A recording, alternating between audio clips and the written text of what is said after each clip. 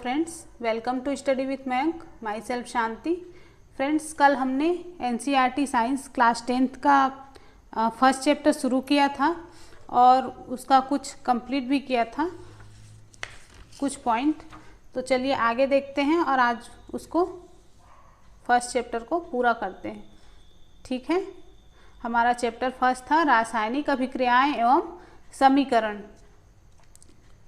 तो इसमें हमने 1.1 रासायनिक समीकरण कैसे लिखा जाता है और उसका महत्व क्या है ये पढ़ा था। आज हम आगे देखते हैं 1.2 रासायनिक अभिक्रियाओं के प्रकार। फ्रेंड्स, हमने क्लास 9th में ये पढ़ा था कि रासायनिक क्रिया के समय किसी एक तत्व का परमाणु दूसरे तत्व के परमाणु में नहीं बदलता है। ना तो कोई परमाणु मिश्रण से बाहर जाता है और ना ही बाहर से मिश्रण में आता है, और वास्तव में वो किसी रासायनिक अभिक्रिया में परमाणु के आपसी आबंध के टूटने और जुड़ने से नए पदार्थ का निर्माण होता है ना। तो परमाणुओं के बीच विभिन्न प्रकार के आबंध के बारे में आप आगे पढ़ेंगे। ठीक है, तो चलिए इसमें देखते हैं क्या है। तो किसी रासायनिक अभिक्रिया में परमाणुओं के आपसी आबंध के टूटने एवं जुड़ने से नए पदार्थों का निर्माण होता है, यही बताया मैंने, है ना। तो चलिए अब इसको आगे देखते हैं हम। इसमें 1.2 का 1 है, पहला है संयोजन अभिक्रिया। अब ये संयोजन अभिक्रिया क्या है?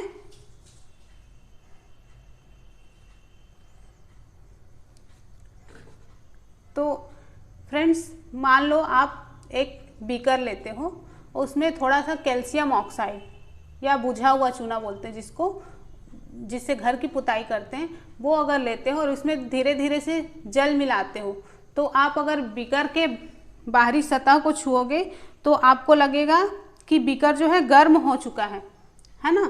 धीरे धीरे वो गर्म हो रहा है, ऐसे लगेगा आपको। ठीक है, तो ऐसा क्यों होता है? तो कैल्शियम ऑक्साइड जो कि जल के साथ तीव्रता से अभिक्रिया करके बुझे हुए चूने, मतलब कैल्शियम हाइड्रोक्साइड, बुझा हुआ चूना क्या कहलाता है? कैल्शियम हाइड्रोक्साइड कहलाता है, और उसी का निर्माण करके बहुत अधिक मात्रा में ऊष्मा उत्पन्न करता है। ठीक है, तो इसीलिए बीकर हमको छूने पर गर्म महसूस होता है। तो उसको हम सूत्र के द्वारा कैसे प्रदर्शित कर सकते हैं? जो अभी मैंने बताया उसको हम सूत्र से इस तरह से लिख सकते हैं। कैल्शियम ऑक्साइड है ना, जो कि सॉलिड होगा, ठीक है, प्लस H2O लिक्विड, मतलब ये जल, इसी को क्या कहते हैं? बुझा हुआ चूना। तो ये उत्पाद के रूप में हमको क्या देगा? तो CaOH2 एक्वस, मतलब सॉरी, ये बिना बुझा हुआ चूना है जो कि हमको बुझा हुआ चूना देगा। कैसे? जल के साथ अभिक्रिया करके। ठीक है, तो इस अभिक्रिया में कैल्शियम ऑक्साइड और जल जो है ये दोनों मिलकर एकल उत्पाद, मतलब कैल्शियम हाइड्रोक्साइड बनाते हैं।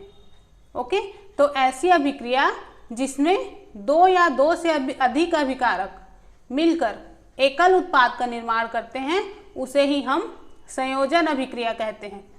ठीक है, ऐसी अभिक्रिया जिसमें 2 या 2 से अधिक अभिकारक मिलकर एकल उत्पाद का निर्माण करते हैं उसे संयोजन अभिक्रिया कहते हैं। ओके, तो फ्रेंड्स, मैंने अभी जो बताया आपको कि बुझे हुए चूने के विलयन का उपयोग जो है किस में करते हैं? तो दीवारों को सफ़ेदी करने के लिए किया जाता है। कैल्शियम हाइड्रोक्साइड जो है वो वायु में उपस्थित कार्बन डाइऑक्साइड के साथ धीमी गति से अभिक्रिया करके दीवारों पर कैल्शियम कार्बोनेट की एक पतली परत बना देता है। ओके, और सफ़ेदी करने के 2 या 3 दिन बाद कैल्शियम कार्बोनेट का निर्माण होता है और इससे दीवारों पर चमक आ जाती है। फ्रेंड्स, आपको पता है कि संगमरमर का रासायनिक सूत्र क्या है? संगमरमर का रासायनिक सूत्र है CaCO3। ओके फ्रेंड्स,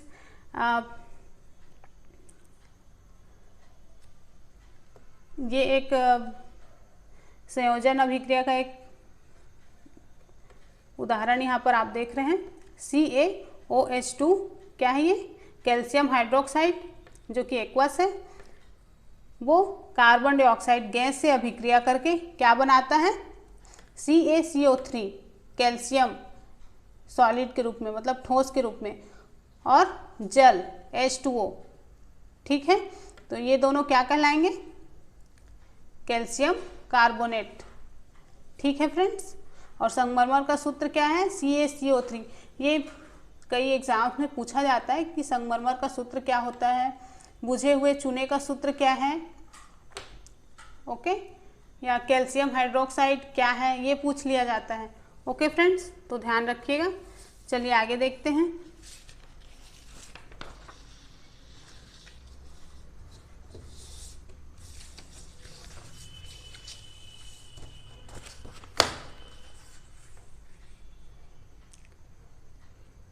इसी का और उदाहरण हम देखेंगे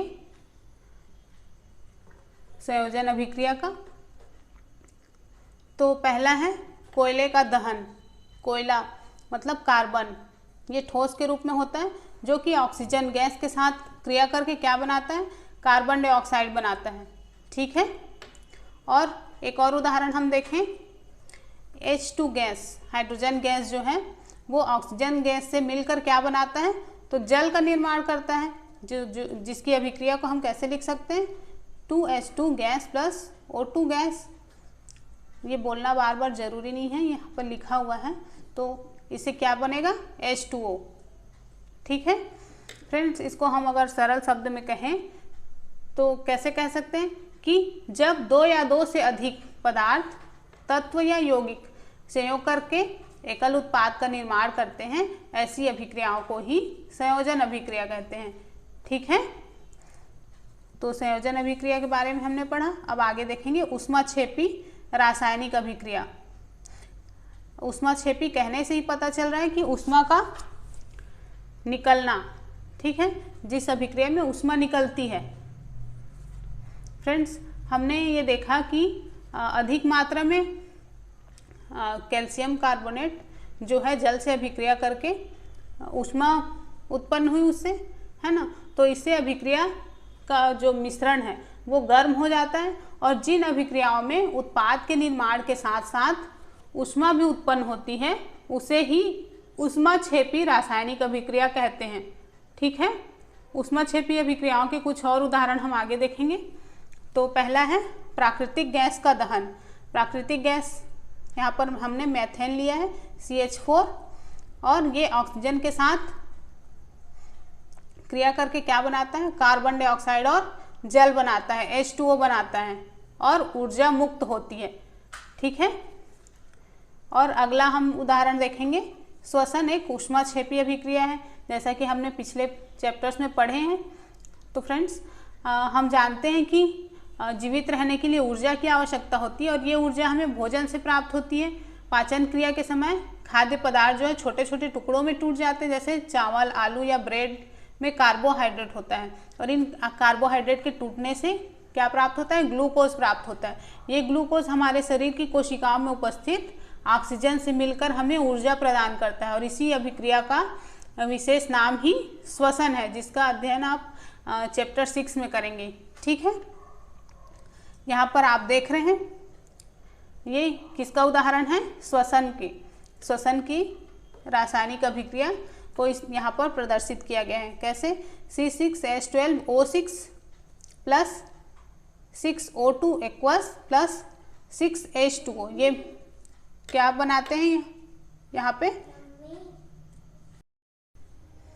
तो इस अभिक्रिया में कार्बन डाइऑक्साइड मुक्त होता है, और क्या बनता है, जल। जल के कितने अणु, 12 अणु, और ऊर्जा भी मुक्त होता है।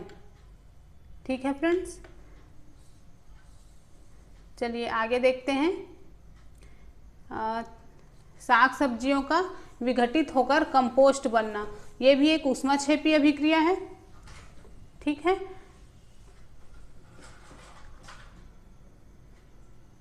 फ्रेंड्स, ये जो यहाँ पे मैंने एग्जाम्पल बताए, इसमें एकल उत्पाद के निर्माण के साथ ही ऊष्मा उत्पन्न होती है। ठीक है, अब हम देखेंगे 1.2 का 2 वियोजन या अपघटन अभिक्रिया।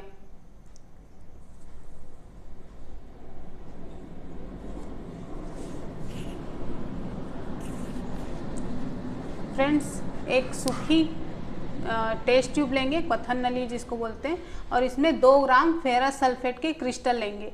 फेरस सल्फेट के क्रिस्टल के रंग पर हम ध्यान देंगे और जो टेस्ट ट्यूब है उसको बर्नर या स्पिरिट लैंप की ज्वाला पर गर्म करेंगे। ठीक है, गर्म करने के पश्चात क्रिस्टल के रंग को देखेंगे कि क्या होता है। फ्रेंड्स यहाँ पर फेरस सल्फेट के क्रिस्टल के हरे रंग में परिवर्तन होता है और इसके सल्फर के दहन से उत्पन्न एक विशिष्ट प्रकार की गंध भी हमको प्राप्त होती है। ठीक है, तो फ्रेंड्स पहले मैं वियोजन अभिक्रिया क्या है ये बता देती हूँ। तो वियोजन अभिक्रिया संयोजन अभिक्रिया के विपरीत होती है। जैसे कि नाम से ही पता है, संयोजन और वियोजन है ना। तो वियोजन अभिक्रिया में एकल पदार्थ वियोजित होकर 2 या 2 से अधिक पदार्थ देता है। वहाँ पर हमको एकल उत्पाद प्राप्त हुआ था और यहाँ पर 1 से अधिक उत्पाद प्राप्त होते हैं। ओके, ये आगे आपको समझ में आएगा। यहाँ पर आप देख रहे हो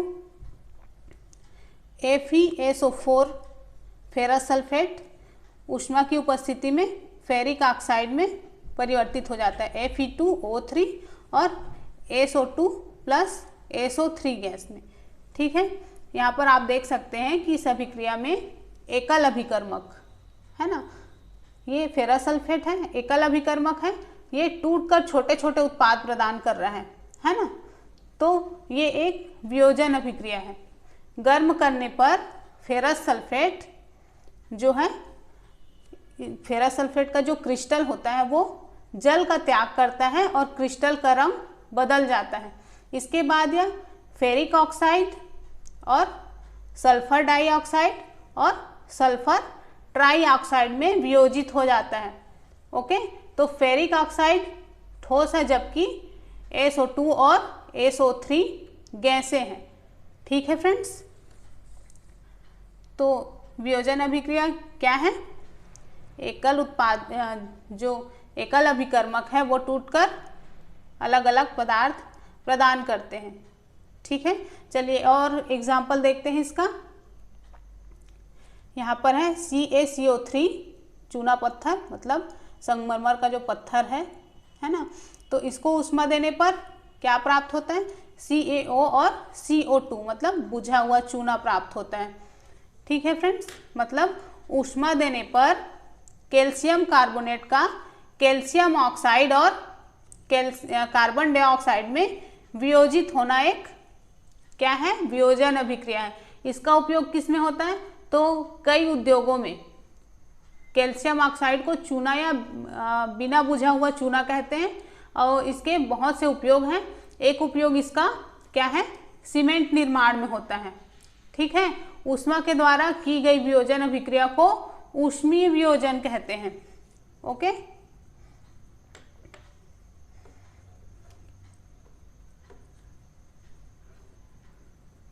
फ्रेंड्स यहाँ पर एक और अभिक्रिया लिखी गई है। तो सॉरी, यहाँ पर आप देख रहे हैं कि लेड नाइट्रेट, इसका तापन करके नाइट्रोजन डाइऑक्साइड का उत्सर्जन हो रहा है ना। तो फ्रेंड्स मान लो आप एक परख नली लोगे और उसको उसमें लेड नाइट्रेट लोगे और उसको गर्म करोगे, तो तापन, यहाँ पर तापन लिखा गया है, इसका मतलब क्या है? उसको गर्म किया गया है। ठीक है, तो हम देखेंगे कि इसमें क्या परिवर्तन होता है।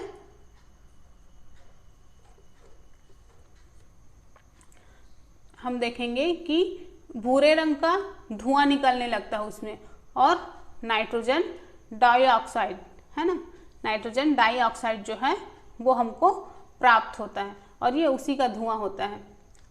ठीक है, चलिए और देखते हैं इसके कुछ उदाहरण।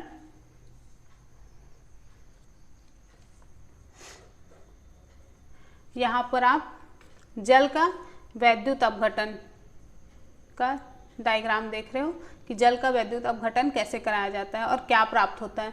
फ्रेंड्स, एक प्लास्टिक का मग लेंगे, उसके तली में 2 छिद्र कर देंगे और उसमें रबर का डांट लगा देंगे और इन छिद्रों के बीच में कार्बन इलेक्ट्रोड है ना, जो आपको यहाँ पे दिख रहा है, ये कार्बन इलेक्ट्रोड लगा देंगे और इन इलेक्ट्रोडों को 6 वोल्ट की बैटरी से जोड़ देंगे। ठीक है, मग में इतना जल डाल देंगे कि उसमें जो इलेक्ट्रोड है वो डूब जाए। फिर यहाँ पर जो जल है उसमें हम तनु सल्फ्यूरिक अम्ल की कुछ बूंदें डाल देंगे। ओके, फिर जल से भरी 2 परख नली, यहाँ पे आप दो परख नली देख रहे हो, तो इसको जो कि इसको अंशांकित कर देंगे। ठीक है, मतलब इनको रेखांकित कर देंगे और इनमें दोनों कार्बन के इलेक्ट्रोडों के ऊपर इसको उल्टा करके रख देंगे। फ्रेंड्स, अब इसमें विद्युत धारा प्रवाहित करेंगे, है ना, और इसको थोड़ी देर के लिए ऐसे ही छोड़ देंगे। दोनों इलेक्ट्रोडों पर आप यहाँ पर आप देख रहे हो वायु के बुलबुले हमको बनते हुए दिखाई देंगे। ये बुलबुले जो है अंशांकित नली से जल को विस्थापित कर देते हैं। ठीक है, मतलब यहाँ परख नली में जो जल भरा हुआ है, यहाँ पर गैस बुलबुलों के बनने के कारण यहाँ पे जो जल भरा है वो विस्थापित हो जाता है और दोनों परख नलियों में जो गैस है वो बराबर मात्रा में, मतलब उनका आयतन समान होता है। और जब दोनों परख नलियाँ गैस से भर जाएंगी तब हम इस जो उपकरण है उसको सावधानी से हटा लेंगे और एक जलती हुई मोमबत्ती दोनों परख नलियों के मुंह के पास लाएंगे। ठीक है, तो हमको इस वाले परख नली में ऑक्सीजन गैस प्राप्त होगा और दूसरी परख नली में हमको हाइड्रोजन गैस प्राप्त होगा। ठीक है फ्रेंड्स, ये क्या कहलाता है? ये जल का वैद्युत अपघटन कहलाता है। ठीक है, चलिए आगे देखते हैं। इसी प्रकार से ये जो अभिक्रिया है, ये कौन सी अभिक्रिया है फ्रेंड्स? एक चाइना डिश लेंगे, उसमें 2 ग्राम सिल्वर क्लोराइड लेंगे। ठीक है, फिर उसको थोड़ी देर के लिए सूर्य के प्रकाश में रख देंगे। थोड़ी देर के पश्चात जो सिल्वर क्लोराइड है उसका रंग परिवर्तित हो जाएगा। हम देखेंगे कि सूर्य के प्रकाश में जो सफ़ेद रंग का सिल्वर क्लोराइड है वो भूरे रंग का हो जाता है। ऐसा क्यों होता है? तो प्रकाश की उपस्थिति में जो सिल्वर क्लोराइड है वो उसमें से जो क्लोरीन है उसका वियोजन होता है। इसी के कारण क्या होता है? सिल्वर क्लोराइड सफ़ेद से भूरे रंग का हो जाता है। यहाँ पर आप अभिक्रिया देख रहे हो AgCl, फिर ये सूर्य के प्रकाश में Ag प्लस Cl2, Cl2 मतलब क्लोरीन अलग हो जाता है एल्यूमिनियम से। मतलब एल्यूमिनियम क्लोराइड से एल्यूमिनियम और क्लोराइड दोनों अलग अलग हो जाते हैं, मतलब वियोजन हो गया एल्यूमिनियम क्लोराइड का। ठीक है, और इसी तरह से अभिक्रिया सिल्वर ब्रोमाइड में भी इसी तरह से होती है। सॉरी, यहाँ पर मैं एल्यूमिनियम बोल गई, ये सिल्वर है। ओके, सिल्वर क्लोराइड है। यही अभिक्रिया जो है सिल्वर ब्रोमाइड में भी होती है। सूर्य प्रकाश की उपस्थिति में क्या मुक्त होता है? सिल्वर और ब्रोमाइड दोनों अलग अलग हो जाते हैं। ठीक है, और इस अभिक्रिया का उपयोग जो ब्लैक एंड वाइट फोटोग्राफी है उसमें किया जाता है। ओके फ्रेंड्स, तो किसी भी प्रकार की ऊर्जा के कारण ये वियोजन अभिक्रिया होती है। फ्रेंड्स, हमने देखा कि वियोजन अभिक्रिया में अभिकारकों को तोड़ने के लिए ऊष्मा, प्रकाश या विद्युत ऊर्जा की आवश्यकता होती है और जिन अभिक्रियाओं में ऊर्जा अवशोषित होती है उसे ऊष्मा शोषी अभिक्रिया कहते हैं। ठीक है, आगे हम देखेंगे ऊष्मा शोषी अभिक्रिया।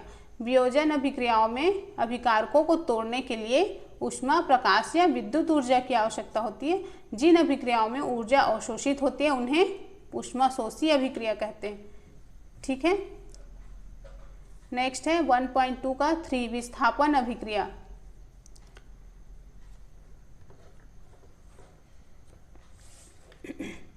यहाँ पर विस्थापन अभिक्रिया के लिए एक प्रयोग किया गया है। तो इसमें आप देख रहे हो कि लोहे की 3 कील लेंगे हम। ठीक है, और उन्हें रेगमाल से रगड़कर साफ कर लेंगे।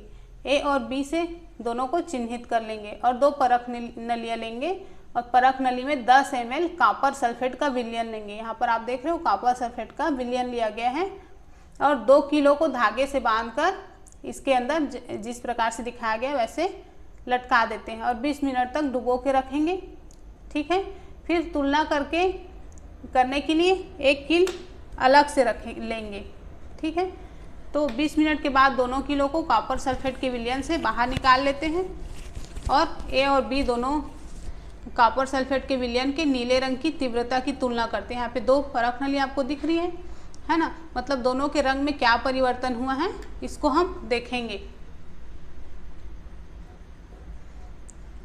तो फ्रेंड्स, लोहे की कील का रंग यहाँ पे आपको एक भूरा दिख रहा है, तो ऐसा क्यों होता है?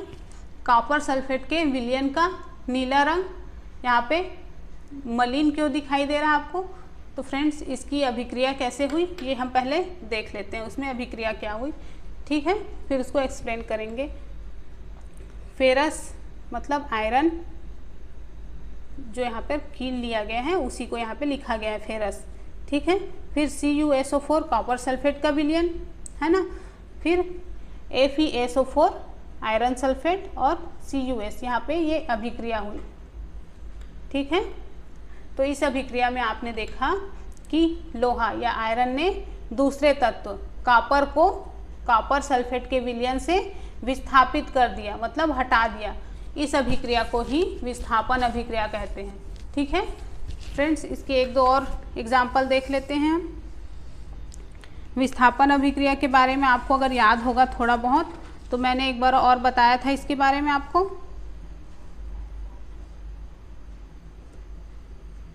यहाँ पर 2 उदाहरण और लिए गए हैं, जिंक और लेड का। तो फ्रेंड्स, यहाँ पर आप देख रहे हो Zn और CuSO4 दोनों मिलकर क्या बनाते हैं? जिंक सल्फेट, ZnSO4 और CuS मतलब Cu कॉपर बनाते हैं। कॉपर सल्फेट जो है यहाँ पे हमको जिंक सल्फेट प्राप्त हुआ, और उसी तरह से लेड के साथ कॉपर क्लोराइड क्रिया करके लेड क्लोराइड बनाता है। तो यहाँ पर आप दोनों अभिक्रिया में देख रहे हो कि जिंक और लेड कॉपर की अपेक्षा अधिक क्रियाशील तत्व हैं और वो कॉपर को उसके यौगिक से विस्थापित कर देते हैं। ठीक है, आगे देखते हैं 1.2 का 4 द्विविस्थापन अभिक्रिया। फ्रेंड्स, यहाँ पे 2 परख नलियाँ ली गई हैं, एक में सोडियम सल्फेट के विलयन युक्त यहाँ पे लिया गया है और दूसरे में बेरियम क्लोराइड के विलयन युक्त परख नली। मतलब यहाँ पे 2 परख नली लिए हैं, इसमें सोडियम सल्फेट है और इसमें बेरियम क्लोराइड है ना। तो आप देखेंगे कि अगर इसको इसमें डाला जाए इस तरह से, तो आप देखेंगे कि सफ़ेद रंग का एक पदार्थ का निर्माण होता है। यहाँ पर हल्का हल्का सफ़ेद रंग का एक पदार्थ का निर्माण होता है जो जल में अविलेय है, और इस अविलेय पदार्थ को ही अवक्षेप कहते हैं। और जिस अभिक्रिया में अवक्षेप का निर्माण होता है उसे अवक्षेपण अभिक्रिया कहते हैं। ठीक है, जिस अभिक्रिया में अवक्षेप का निर्माण होता है उसे अवक्षेपण अभिक्रिया कहते हैं। इसको हम रासायनिक अभिक्रिया इसका कैसे लिखेंगे?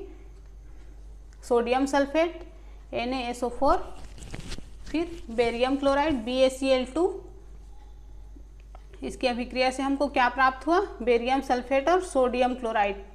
ठीक है, BaSO4 NaCl। Okay,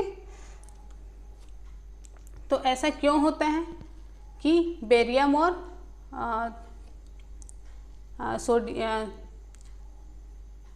sodium sulphate और बेरियम की अभिक्रिया से क्या मिला हमको? बेरियम सल्फेट प्राप्त हुआ। तो इसके अवक्षेप का निर्माण होता है। क्यों होता है? तो एक और उत्पाद सोडियम क्लोराइड का भी निर्माण होता है इसमें। आप देख रहे हैं यहाँ पे एक सोडियम क्लोराइड का भी निर्माण हुआ जो विलयन में ही रहता है, और वे अभिक्रियाएं जिनमें अभिकारकों के बीच आयनों का आदान प्रदान होता है उसे द्विअविस्थापन अभिक्रिया कहते हैं। मतलब वे अभिक्रिया जिनमें अभिकारकों के बीच आयनों का आदान प्रदान होता है उसे द्विविस्थापन अभिक्रिया कहते हैं। ठीक है, आगे देखते हैं 1.2 का 5 अपचयन एवं उपचयन। अब इस अभिक्रिया को हम कैसे समझ सकते हैं? मान लो एक चाइना डिश लेंगे, इसमें 1 ग्राम कॉपर चूर्ण लेकर उसको गर्म करेंगे, तो आप देखेंगे कि कॉपर चूर्ण की सतह पर कॉपर ऑक्साइड की काली परत चढ़ जाती है। और यह काला पदार्थ क्यों बना? तो ये कॉपर ऑक्साइड कॉपर में ऑक्सीजन के योग से बनता है। ठीक है, कॉपर जो है ऑक्सीजन के योग से कॉपर ऑक्साइड का निर्माण करता है। ठीक है, यदि इस गर्म पदार्थ मतलब कॉपर ऑक्साइड में के ऊपर हाइड्रोजन गैस प्रवाहित की जाए तो सतह की काली परत भूरे रंग की हो जाती है। ठीक है, कौन सी गैस? Hydrogen gas. यहाँ पर दूसरी अभिक्रिया जो है, कॉपर ऑक्साइड में हाइड्रोजन गैस प्रवाहित किए जाए तो ये भूरे रंग की हो जाती है। क्यों हो जाती है? क्योंकि इस स्थिति में विपरीत अभिक्रिया होती है। ओके, और कॉपर प्राप्त होता है। ठीक है, तो अभिक्रिया के समय जब किसी पदार्थ में ऑक्सीजन या हाइड्रोजन का योग होता है तो कहते हैं कि उसका उपचयन हुआ। और जब अभिक्रिया में किसी पदार्थ में ऑक्सीजन का ह्रास होता है तो उसे कहते हैं अपचयन हुआ। मतलब अभिक्रिया में पदार्थ से ऑक्सीजन या हाइड्रोजन का योग अथवा ह्रास होता है तो ऑक्सीजन का योग या हाइड्रोजन का ह्रास ऑक्सीकरण या अपचयन कहलाता है। ऑक्सीजन का ह्रास या हाइड्रोजन का योग अपचयन कहलाता है। फ्रेंड्स, जो अभिक्रिया आपने यहाँ पर देखी, ये 2 अभिक्रिया आपने देखी है ना यहाँ पर, तो यहाँ पर कॉपर ऑक्साइड में ऑक्सीजन का ह्रास हो रहा है। ठीक है, इसलिए यह अपचयित हुआ। और हाइड्रोजन में ऑक्सीजन की वृद्धि हो रही है, इसलिए यह उपचयित हुआ। मतलब किसी अभिक्रिया में एक अभिकारक उपचयित और दूसरा अभिकारक अपचयित होता है और इन्हीं अभिक्रियाओं को उपचयन, अपचयन या रेडॉक्स अभिक्रिया कहते हैं। ठीक है, क्या अभिक्रिया कहते हैं? रेडॉक्स अभिक्रिया। यहाँ पर हम और अच्छे से देखते हैं। यहाँ पर आप देख रहे हो कॉपर ऑक्साइड है ना, इसमें से ऑक्सीजन का ह्रास हो रहा है और इसलिए ये इसका क्या हुआ? अपचयन हुआ। ठीक है, और हाइड्रोजन में ऑक्सीजन की वृद्धि हुई। यहाँ पर ऑक्सीजन की वृद्धि हुई ना, तो इसलिए यह क्या हुआ? उपचयित हुआ। मतलब किसी अभिक्रिया में एक अभिकारक उपचयित और दूसरा अभिकारक अपचयित होता है और इन्हीं अभिक्रियाओं को उपचयन, अपचयन या रेडॉक्स अभिक्रिया कहते हैं। ठीक है, ये अभिक्रिया क्या कहलाती है? रेडॉक्स अभिक्रिया।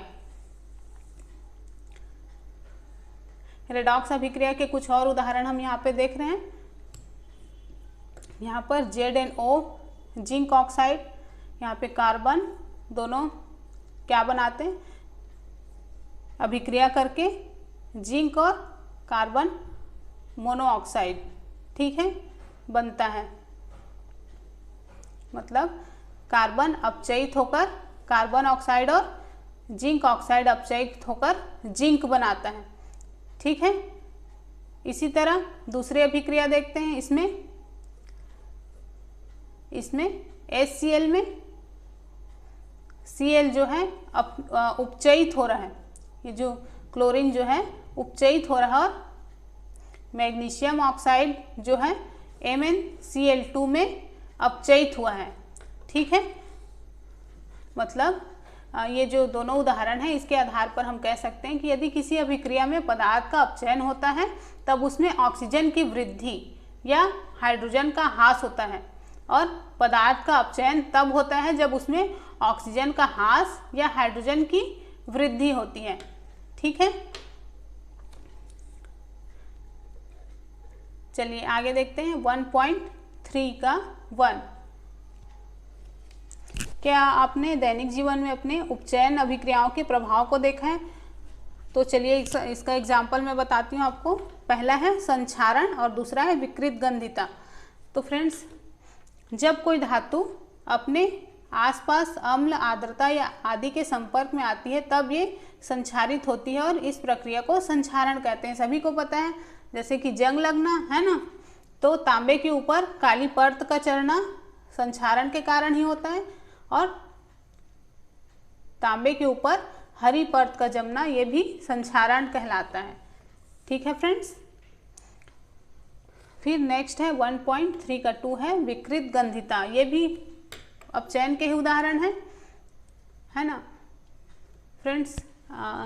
संक्षारण के कारण जो ढांचे होते हैं या पुल, लोहे की रेलिंग होती है, जहाज या धातु, विशेषकर लोहे की बनी वस्तुओं की बहुत क्षति होती है और लोहे का संक्षारण एक समस्या होती है ना। क्षतिग्रस्त लोहे को बदलने में हर वर्ष बहुत अधिक पैसा खर्च होता है, इसलिए संक्षारण से बचने के लिए कुछ उपाय किए जाते हैं, जैसे कि पॉलिश किया जाता है ना, जैसे कि हम पढ़ चुके हैं पहले। अब देखते हैं विकृत गंधिता। तो फ्रेंड्स, वसायुक्त या तैलीय जो खाद्य सामग्री होते हैं, जब लंबे समय तक इनको रखा जाता है तब उनका स्वाद और गंध बदल जाता है। कैसे हो जाता है?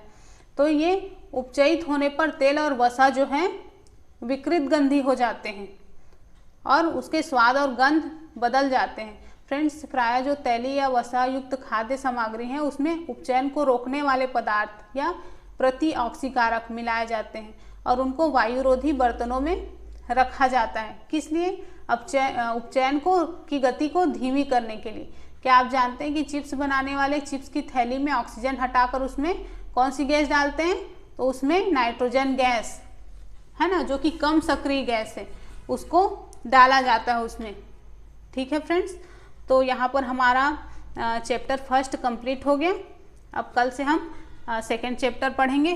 ओके, तो फ्रेंड्स, वीडियो को लाइक, शेयर और सब्सक्राइब ज़रूर कर लीजिएगा ताकि आपको नोटिफिकेशन मिले। ओके, तो मिलते हैं नेक्स्ट वीडियो में। Bye bye.